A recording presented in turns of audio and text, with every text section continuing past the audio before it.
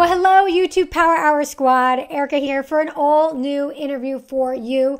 This week, I am interviewing true crime YouTuber Stephanie Harlowe. In this interview, she shares the grueling schedule that she has in order for her to put together these hour-long videos that she uploads onto her channel and the rise to her success on YouTube and some great insights and strategies that she uses. If you're new here, welcome. Every week I interview successful female YouTube creators where we pull back the curtain to reveal what it's really like to be successful on YouTube.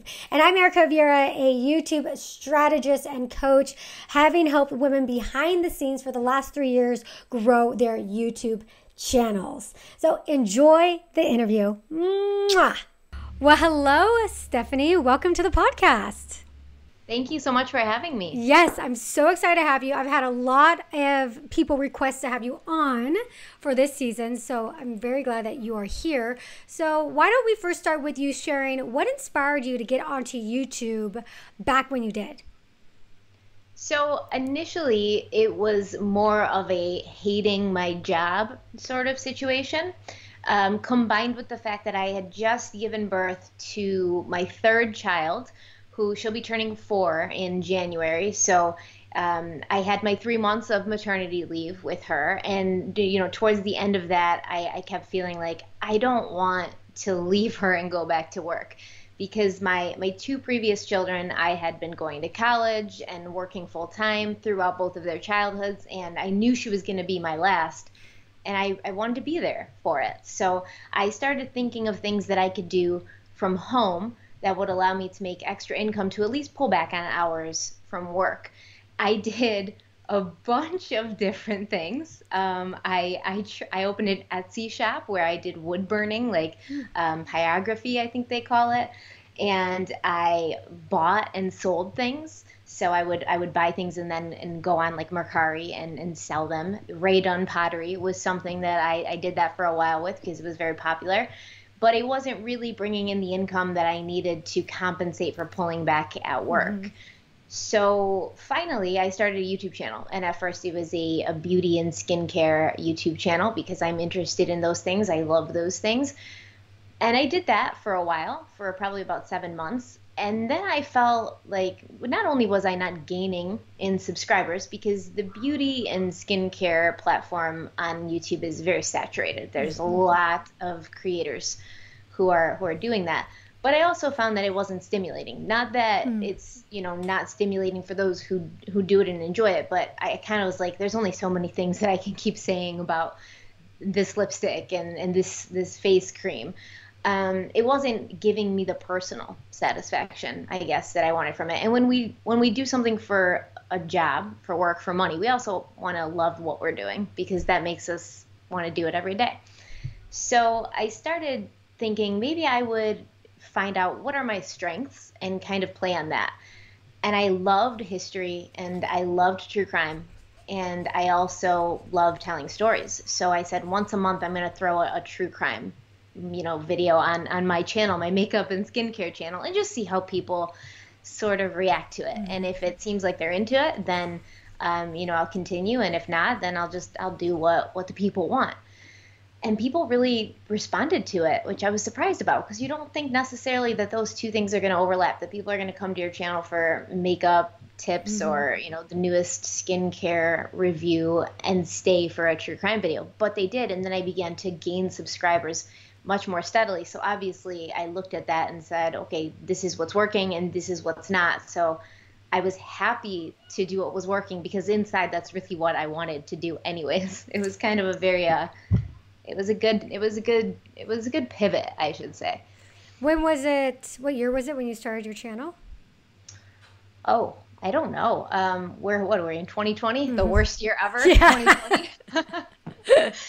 So Bella was born in 2017 in January, so it was probably right around mid 2017 that I started. You started your channel. And in beauty and skincare, which I feel like so many people that don't know what to do, I'll just do beauty.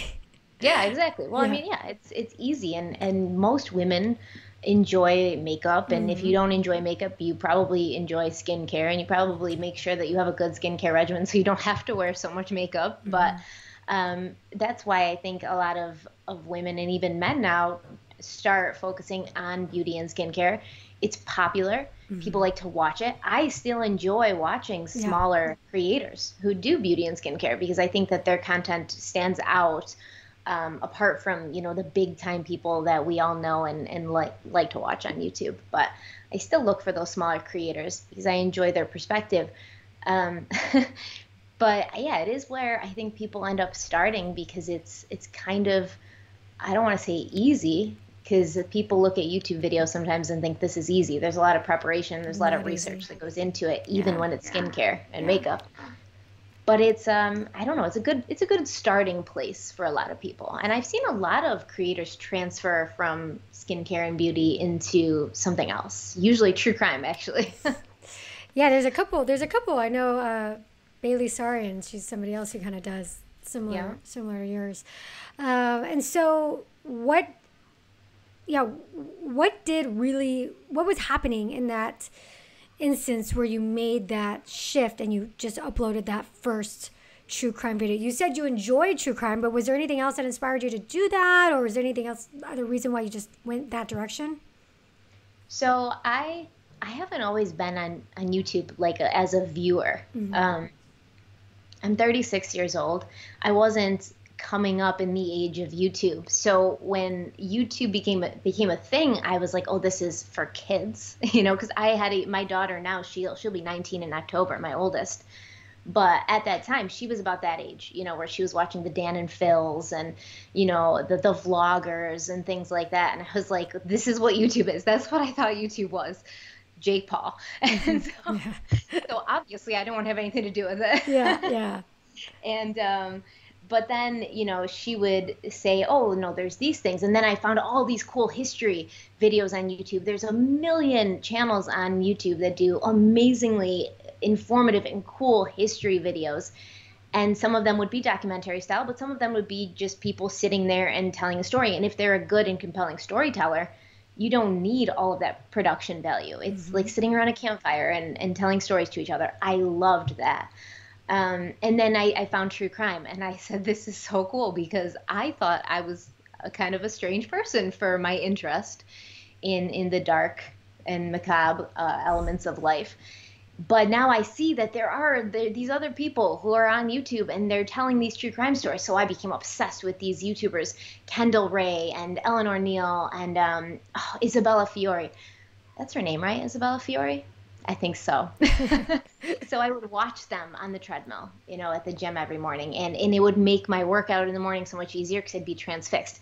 But I always found myself at the end of those videos thinking that I wanted more. I needed to know more. I'd have questions. Well, what happened to that one suspect that police thought might have been the person, but then they didn't look into him any further, or he left and moved to Australia. I want to know where he ended up. So I'd find myself doing my own research. And then I said, hey, there's so much more that's not being included in these videos that personally I would like to know. So I decided to make true crime videos for people like me who wanted to know everything, who didn't want to leave the video with those questions, so that they would have all the information when they left my video. And that's why I ended up doing multiple part true crime videos on the same case, 1 part, 2 part, 3 parts, all over an hour usually. So we've got 3 or 4 parts of a case that are an hour and a half each. So people will literally leave the case that we talk about not feeling like they need to do any other kind of research for themselves, feeling like they know everything about the case. Yeah, that's one of the questions that I have is how much preparation does it take for you to do? Well, it sounds like you split up each case into several different videos, but how much preparation does it take for you to talk about one case on your channel? A lot of preparation. I'd imagine. I mean, it depends how many parts the case ends up being. I think I have a Charles Manson and the family series of videos. I think there's 7 parts to that. So it takes a while. A lot of, and I have kids, so it's a lot of waking up early before they get up, a lot of staying up late after they go to bed, just kind of finding places here and there, an hour here and there where I can kind of pull away and do more research. But to me, there's no set amount of time. It takes however long it takes. But obviously, I do have a schedule too. So I'll figure out where I'm at in the process, how far am I into finishing this research, and then I'll just kind of have to make more time in my day in the schedule to complete it on time. But I would say for a three-parter, the preparation as far as research goes is probably about a week and a half to 2 weeks. And then what is like that in hours wise? Like how many hours do you think? Oh, a lot of hours. Maybe 30, 40 hours for one case of research. And then the videos themselves, if it's an hour and a half long video, it's probably taking me 3 hours to record it because there's, missteps in the process. I'll say things that don't even make sense. I'll say words that don't even make sense. Yeah. The dogs will start barking because the mailman comes, so I have to stop and repeat myself. So the hours of recording probably take about 3 hours for an hour and a half long video, and then editing takes, for an hour and a half video, the editing probably takes 8 or 9 hours because there's a lot of extra footage I have to put in, pictures, things like that. So you're talking about like 50 hours for possibly for a series. A series. Mm-hmm. Wow. And how often do you upload on your channel? I try to upload a couple of times a week. Right now I'm in the middle of a 3-part series. I just posted part 1 today, but I've already recorded and edited. Why is that a hard word to say? Edited. Yeah. The second part, which will go up on Thursday. And then tomorrow I'm going to record the third part, and then that'll go up hopefully on Saturday. So I have to just kind of plan. In the beginning, it was very difficult, but as you do it over and over and over again, it takes less time. It used to take me hours to make a thumbnail. Yeah. And now it's a little bit less time because I'm able, it's just repetitive behavior. You get used to it and it kind of becomes second nature. But yeah, it takes about 30 to 40 hours total to probably make a series of 3 or 4 videos. Yeah, and so you're uploading twice a week. Are all your videos that you're uploading, are they all the murder mystery ones? I do some history. I have a series called Dark History. So we've talked about, the history of like the mob. We did the St. Valentine's Day massacre last February. I have a series called Cults. So I talk about David Koresh and the Branch Davidians, Waco, Charles Manson. We have a series called Serial Killers, so that'll be a specific serial killer or sometimes a serial killing couple, which we focus on for the whole series, and that's usually 3 parts. But yeah, most of it's murder, history, true crime, mystery. In October, I do a month-long thing called Halloween, and that's when that's when I feel like I'm a little bit more allowed to kind of stray away from facts and kind of talk about spooky stuff, because I do love spooky stuff like ghosts and aliens and things, but people love Halloween. I always obviously try to keep it as factual as possible. Yeah. Wow, that's so incredible. So each of your videos is a time-intensive, research-driven video. Every single video you put out. You're not doing anything in between that's like, okay, well, I have a filler here and then now I'm going to dedicate. It's like every single piece of content you create is backed by like hundreds of hours. Not hundreds, I mean, it sounds like dozens of hours of research. So I do coffee and crime times, and those are more recent cases. When I do a coffee and crime time, it's usually a case that's ongoing. I've done a lot of coffee and crime times on the Lori Vallow, Chad Daybell case that was, incredibly prevalent in the media. So those are going to be less research intensive because the information is just not available, because it's a new case. When you have older cases, you've had years of evidence gathered and people looking back and kind of analyzing it. But when it's a new ongoing case, you kind of just have to make the video with what's available. So those probably only take 5 or 6 hours of research per coffee and crime time. Wow, that's insane. So are you just doing your research just Googling things, or do you have like places that you go to? I use Google, obviously. I read books. So a lot of these cases that I cover, I'll read 2 or 3 books on the case because I like to get multiple perspectives. For the Charles Manson video, I read the book by one of the lawyers who was on the Charles Manson case. But then for like Casey Anthony, I read a book by the lawyer who was on her side, Jose Baez. Ugh. And then I read the book from the lawyer on the other side because I like to get both sides. I try to be as unbiased as possible. So I read the books. I have I have some software which allows me to kind of do background checks on people, especially if it's an ongoing case. That makes it really easy because I can kind of pull if they have a criminal history, things like that. I have some access to legal software like LexisNexis, which also allows me some access to court cases and things. So I like seeing the court documents because that's where the true facts will usually be located. Mm-hmm. What was your job before doing this?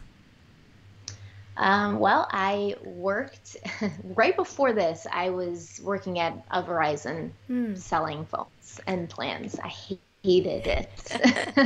I mean, I loved the company. I loved the people I worked with, but internally, I'm not comfortable being a super like aggressive salesperson. Yeah. Yeah. Yeah, that's funny because I was like, it's not like you were an attorney or a researcher or anything related to this, prior. Just I just moonlighted as one. I always read a lot of books. Yeah. I read a lot of books. I studied history and psychology in college. Okay, so you always had that interest. Oh, yeah. That's so awesome. It's so awesome how something like YouTube can basically allow you to go into this crazy kind of field that you can make a living off of, too. It's insane. Yeah. And I mean, YouTube does that for a lot of people. You look at singers and things, people that normally would have never had their chance because there's just so many people flocking to Hollywood, every year to try and become famous. People who maybe can't afford to leave their small town on the East Coast and go to LA, or they can't afford to make, an actual tape or a CD to send out. They get to turn on their computer and show what they have and let the public decide if they're good or not, which is inevitably the people who are being, marketed to by these record companies anyways. It's amazing. It's so much raw talent to be discovered and to have opportunities that they wouldn't have ordinarily had. It's a really amazing platform. I agree. There's no barrier to entry. Anybody can start a YouTube channel, and that's what's so incredible about it. I love it. So I want to talk a little bit about how you're monetizing your channel, because one of the things that I noticed you talked about in a video was the fact that, YouTube doesn't like to monetize my kind of videos. And so I really wanted to chat with you about that, what's happening, what you're seeing with your channel and what you're doing to help monetize this incredible, obviously you have to monetize this because you're spending an incredible amount of time to do this. You're doing this so that you don't have to work a full-time job. So how are you monetizing it in light of, say, maybe the YouTube AdSense maybe not being there for every video or all of them? I don't know. Maybe you could talk a little bit about that. Well, YouTube is a changing entity, I should say. They go through these stages of everything's monetized to nothing is monetized to, all right, we're going to look at this on a case-by-case basis. And we're kind of in that we're going to look at this in a case-by-case basis era on YouTube. So I think I have an advantage where my videos are quite long, where the person who's manually reviewing them maybe doesn't want to sit through the whole thing and watch it. So, a 50-50, I'll get monetized after a manual review. 100% of the time when I post a video, it's immediately on yellow, which means little or no ads are going to be playing, which means no ads are going to be playing. That's so annoying. So if 100% of the time it goes on yellow, and then I go in for manual review, 50% of the time it comes back approved. But I also don't talk about anything graphic in my videos. I always stray away from that. And there's certain words that are going to trigger the algorithm that I have to say, like murdered, because, it is for adults. I'm not going to use baby talk to discuss somebody's, end of life. So there's certain words that I have to use, and those are what's going to trigger that algorithm to kind of kick me out every time. But for the most part, I think they try their best. I have sponsors, which are an amazing asset to my channel, because you never know. When I record a video and post it, I don't know if it's going to be monetized or not. There's no way for me to tell. So I try to get on as many sponsors as possible to keep the channel afloat. And I have a very good sort of group of sponsors that I kind of just work with exclusively. I very rarely take on new sponsors now. And if I do, I research them thoroughly, because I don't want to be that person that's just recommending things willy-nilly to people. So I probably take about only 25% of the sponsorship offers that are offered to me, because I do want to make sure they're legit. But they saved my life. I have a merch line, which does very well too. I have a Patreon. They're awesome. My Patreons are amazing. Shout out to my Patreons if you're listening. I love you guys. Comment below if you're a Patreon. Yeah, they're awesome. They're awesome. Yeah, they get to see the videos before anybody else does. And even 2 years into this, I still get nervous every time I post a video. Like, oh, what are people gonna think about this? Maybe they'll hate it. Maybe they'll think it sucks compared to other things. I have a pressure on me to maintain, because I'm in the comment section. Some YouTube creators don't go in their comment section. Yeah. I'm active in my comment section. And so that takes more time too. Yes, it does, but it's one of my favorite parts. I love interacting with people. And, that's awesome. So they'll say, you're the best researched YouTube channel, true crime YouTube channel, and we love you. And so now I'm like, oh crap, I have to make sure that every video, I have to make sure every video I put out meets those standards. I don't want to disappoint people. I don't want people to, get something less from me than they come to expect. So there's always pressure. So my Patreons see the videos first, and they kind of like give me reassurance. It's good, or this should change. So they're valuable to me in a lot of ways. What else? I would say that's probably the main amounts of.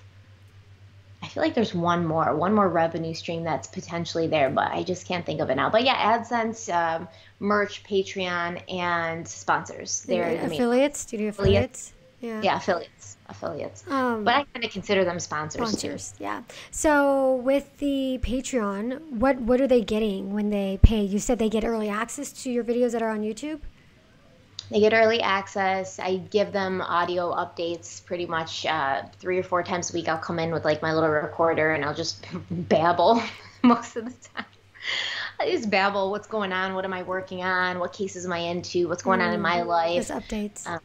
Updates. They get early access to the videos. We do lives, like when Halloween's coming up.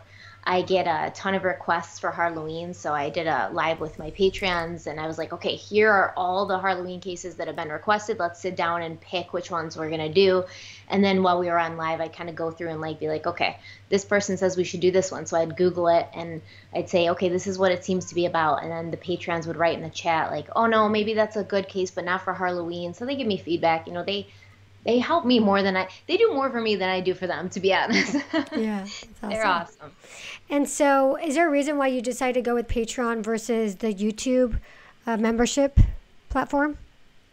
Well, I think when I started Patreon, the YouTube membership platform wasn't a thing. Mm-hmm. Yeah.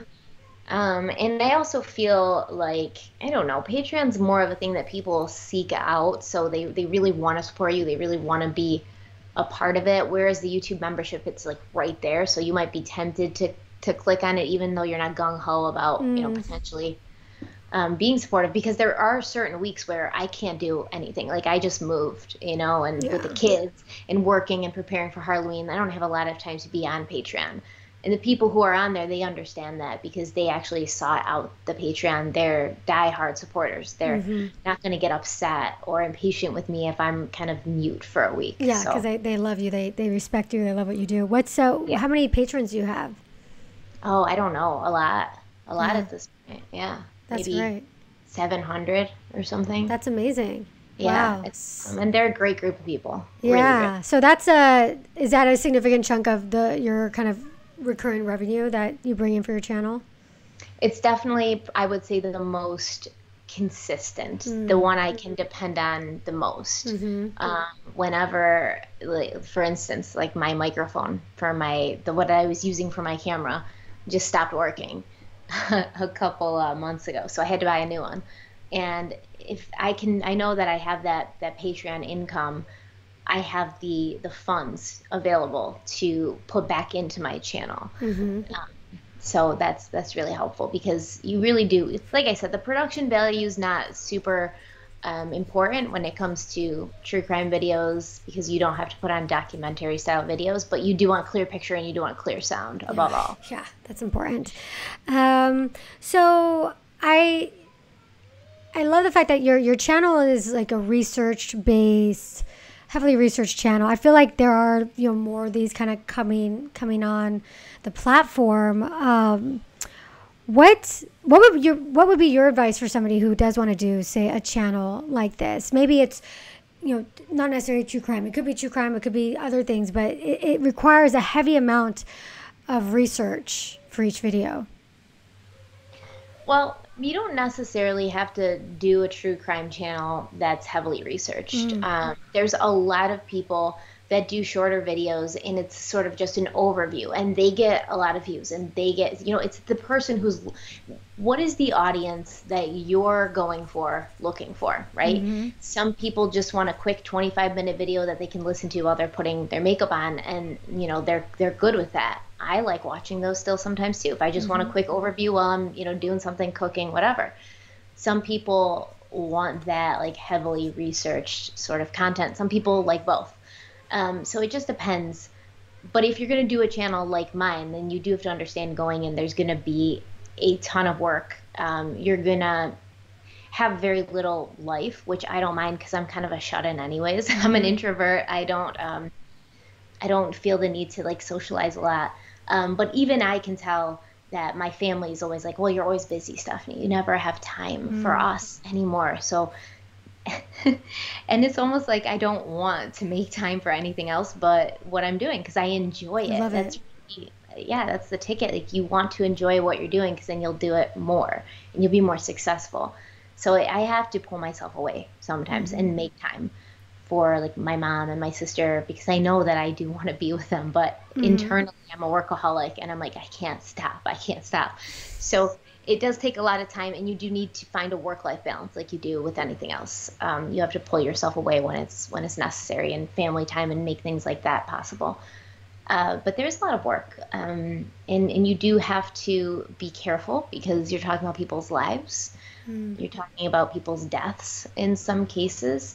So I make sure to do a lot of research on the actual victim, because I feel so many times in these kind of things that you see on TV, like the Datelines in the 2020s, they talk about the crime, they talk about the murderer, the perpetrator, but you very rarely hear like a deep dive into the victim. And to me, that's the most important person. I want to make everybody listening or watching feel as if this victim was their sister, their mother, their friend, their brother, their father, their son, their daughter. I want these people to have a really vivid picture of who this victim was, so that impact and that loss is felt by everybody watching. And I think a lot of that empathy is gone now from not only the world, but the true crime world especially. It's very sensationalized. Ted Bundy, how many movies are we going to make about Ted Bundy? Like, I cannot take another Ted Bundy movie, although Zac Efron was really adorable. Is he going to be in a new Ted Bundy? I don't follow true crime at all, so wow. I don't know anything about true crime. No, he was in the Netflix. It was about Ted Bundy, but he's adorable. He's just a very attractive man. Yeah, so you can't deny that about Zac Efron. Like, make as many Ted Bundy movies with Zac Efron. With Zac Efron, yeah. But in general, I feel like we need to start pulling away from focusing on the perpetrator and focus on the victim, because this isn't just a story you're watching. I make it sound like a story because in my heart I'm a writer, and I want to write things to make them more interesting to listen to, but it's not a story. It's real life. It really happened. There's victims here. And I not constantly, but in the lower depths of the internet, the guru gossip websites, the hidden Reddit forums, Stephanie Harlowe is so mean to criminals. Oh. Is that the reputation? Yes, I've got a reputation of, being no nonsense when it comes to dealing with bad people. I don't know. I thought that was So I universally was kind like, of a, that's not the worst reputation to have. but we all would agree Yeah. that murderers, shouldn't Are really bad. be nicely about, but Yeah. okay. But yeah, so there's that. I do go hard on the people that I think are, That kill disgusting. people? Okay. Yeah, especially the ones that premeditated. They spend like months planning it. It's like there's no excuse for you at It's this point. insane. But Yeah. yeah, I want people who go into the true crime, kind of community, and then they want to do a podcast even or a YouTube channel or both. Hmm. Focus on the victim and focus on the people who the stories are really about and the families of the victims who, have lost somebody forever. It's serious. It's life and death. This person's gone forever. Yeah. Yeah. Yeah. Well, one of the things that I saw or I heard you say was you said it here in this interview. You said it in your videos. Is that you really want to not leave the viewer with any questions. That is a huge, almost like responsibility. I mean, I can imagine that at what point do you even stop doing your research? Because, like you said, it's like with these cases, there's just so much. So, how do you then decide based off of all the hours of research, like what ultimately ends up in that video, so that you fulfill that requirement that you've set for yourself and your channel to not leave the viewer with any questions? Well, I go chronologically. Mm-hmm. I've noticed sometimes, especially in shows and stuff, they'll kind of bounce around a bit for dramatic effect. But the way my brain works, I need to go chronologically. It's much more organized and neat for me. So I start from the beginning. I do the background on both the victim and the perpetrator as much as I can. And then I'll start from the day of the crime and then forward through the investigation, through the arrest, through the trial.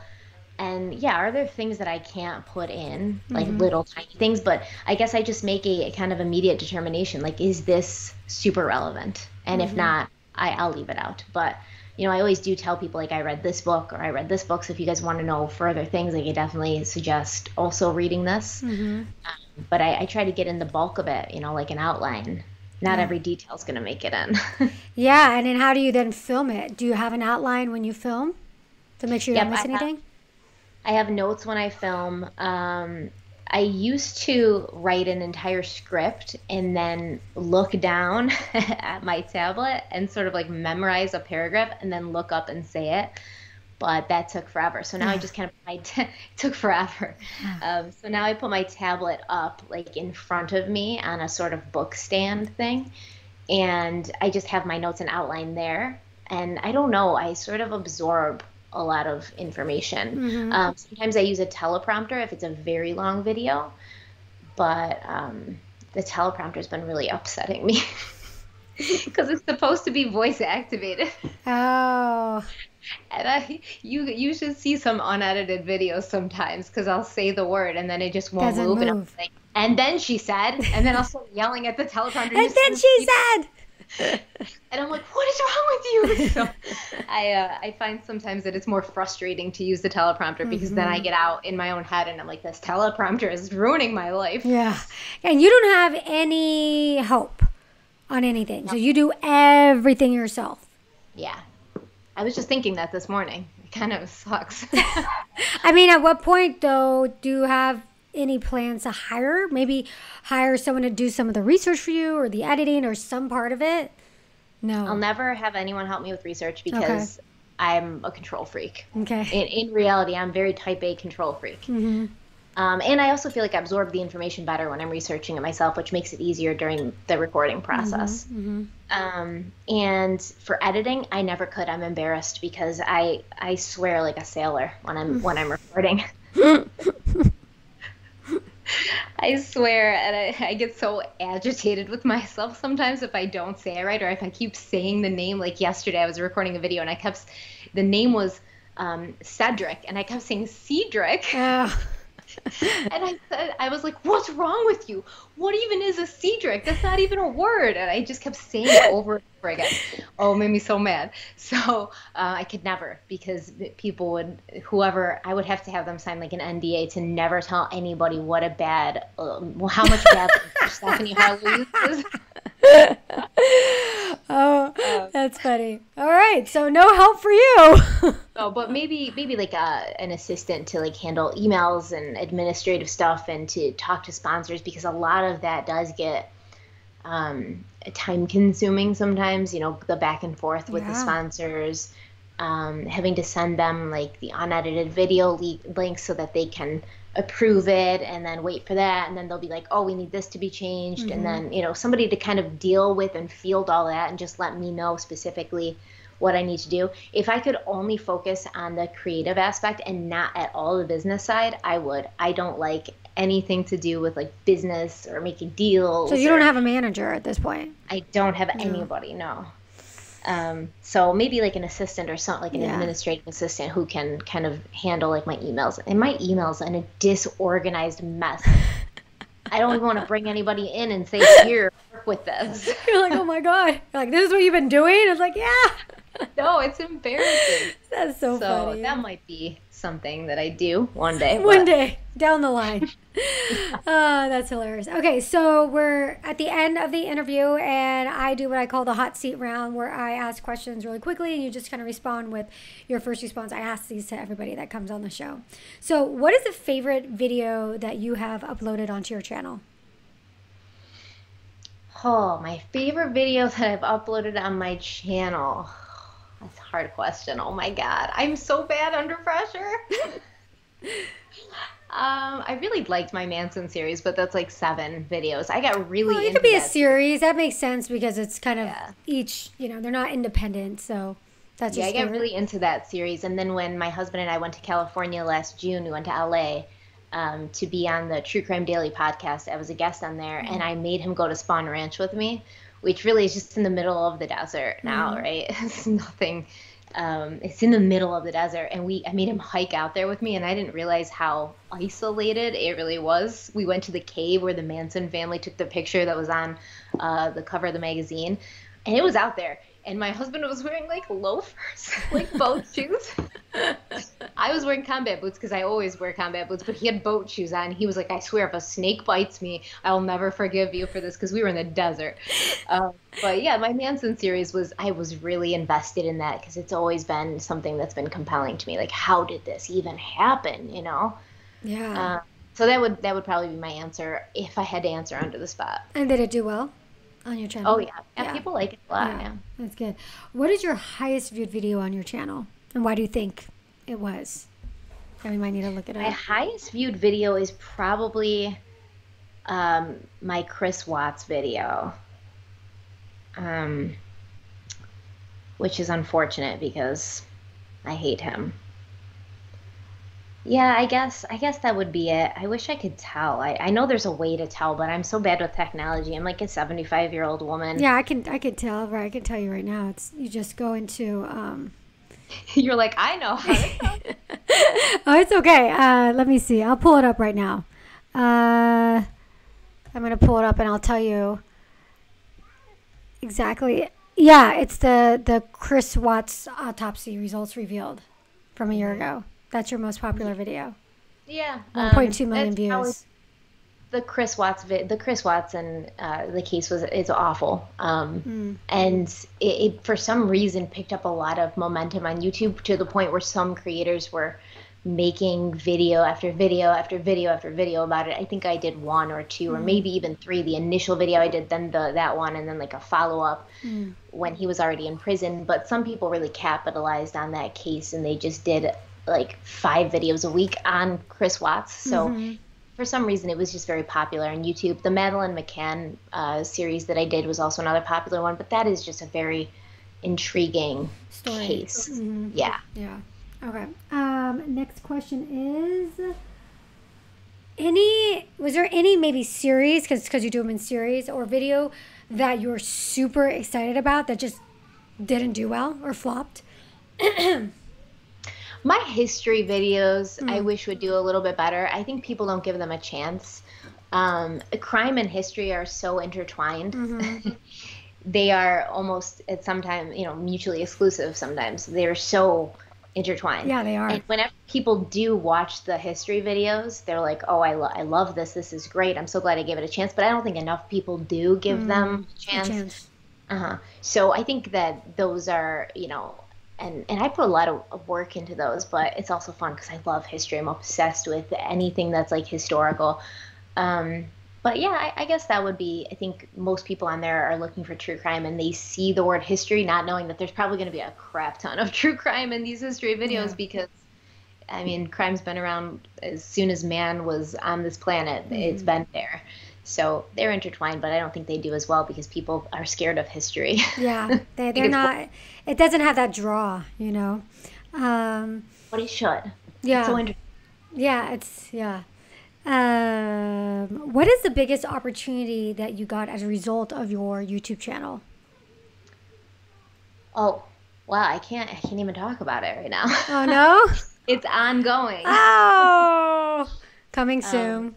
Yeah, but I've gotten some great opportunities that are in the works. Actually, one of those was a call that I mistook for this call today because in my calendar I put this call before, no, I put that call before this call because I'm extremely disorganized.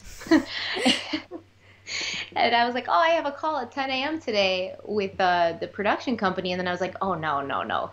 Thank God. It's at 1:30. I went and I put some like tinted moisturizer on. I was like, this is just going to have to do because it was 9:30. And then I was like, okay, I have till 1:30. We're good. Oh my gosh. That's funny. So there's been some podcast opportunities that I'm very excited about. Some television opportunities that I'm excited about. So, yeah, book opportunities, so many. There's just not enough time in the day to really. Yeah, because if you're constantly working on your channel, how are you going to be able to work on all that? Right, exactly. But the thing is, I mean, I'm 36 now. I'm gonna be 37 in February. To me, I feel like I'm getting up there in the years. I'm not a young kid anymore. Like normal people, start YouTube when they're like 18. I know. I came on in my 30s, so I kind of feel like when opportunities present themselves, you got to take it. I have to say yes, because how many more are there going to be? No, I agree. You got to ride that wave. Yeah. Cool. And so they're all kind of like hush-hush right now, just in the works? Yes. I'll probably be able to talk about one of them in November, and then who knows? The other one I'll probably know once I get on that call on Thursday, which I thought was today. That's funny. All right, next question is, what is your superpower that you think has contributed to your success? I don't have any superpowers. I always tell people I'm just a normal person. Like I'm so absolutely normal and average and just regular. Like I don't have any superpowers. If anything, I would say my obsessive compulsiveness to kind of just finish something. But I've always been like that. I was the person who could write a paper in overnight because I would put it off till the very last minute and then write this paper in 6 hours overnight with a bunch of coffee. Superpower. Coffee is my superpower. But I don't know. It's just kind of like once I know, I'm overwhelmed right now to the point where I'm like, I don't know how I'm going to do all this because I have a lot of videos planned for September and I'm not as prepared for Halloween as I would like to be. So it's kind of like down to the line now. What's it going to be, Stephanie? Are you going to crash and burn or are you going to pull this off? And I'm like, oh, you're going to pull this off. So maybe my delusional belief that I'm capable of doing these things is my superpower. I'm not sure. I'm just really an average person. Do you spend a lot of late nights working? Late nights, more or early mornings. Oh, so you're an early morning person? Yeah, because by the end of the night, after You're running exhausted. on the kids all day, getting them in their pajamas, baths, putting them in bed, story after story after story. Yeah, one more story. Yeah. I'm so tired. Yeah, you know what I'm talking Oh about. yeah. I got 2 little ones, not 3. I mean, 3 is a whole nother ballgame, but yeah. If you were to start over right now, what would you do differently? I wouldn't do anything differently. I wouldn't. I would say maybe I would try to be more aware of, certain business things, certain technological things. But no, I appreciate the learning curves where at times I fell on my face, where at times I made bad decisions that put me in a bad place. I appreciate those because those are really invaluable learning experiences. I need to fall on my face. Yeah, yeah. What is your number one struggle? Time. I wish there was more of it. That's me too. That's mine. Yeah. I think that counts with being a mother too sometimes. Yeah, and there's constant guilt, especially as being a mother. Constant guilt that you're not spending enough time with your kids. Constant guilt when you are spending time with your kids that you're not putting enough time into work. So you're Can't always relax. Yeah. You're straddling all the time. You never feel like you're doing anything perfectly. Yeah. I totally relate to that. I feel like you're never able to relax ever. No. Yeah. Oh, no. Yeah. And last question, what is your unfair advantage? So everybody has unfair advantages. What's yours? What is my unfair advantage? I guess probably, I don't know if it could be considered an unfair advantage, but I have a very supportive family base. My husband is incredibly supportive. He was not always. When I said I'm going to be a YouTuber, he was like, okay, honey, have fun. Yeah. It's a cute little hobby. Well, I'm sure once, I'm sure I'm sure this is the case for a lot of people because some people say, well, they're not supportive, but it's because I've been doing it for years and it's just not going anywhere. So I'm sure, once they saw that things were taking off, then, well, I'm sure he was always supportive, but I'm saying like it's helpful that it's been working out. Once he saw that you could make a living off of it, he was obviously much more supportive. But he's my biggest cheerleader. My husband's my best friend. He's my sounding board. He's, everything to me besides my children. Yeah. And he is incredibly helpful. So if I say like today for this, I was like, okay, it's probably gonna be like an hour and a half. Best if the kids aren't running around the house screaming. And he said, I'll take him for a bike ride. He's very accommodating like that. My mother-in-law and my mother help me out with the kids on days when I have to record because there's no way I could record for 3-4 hours in the house when the kids are here.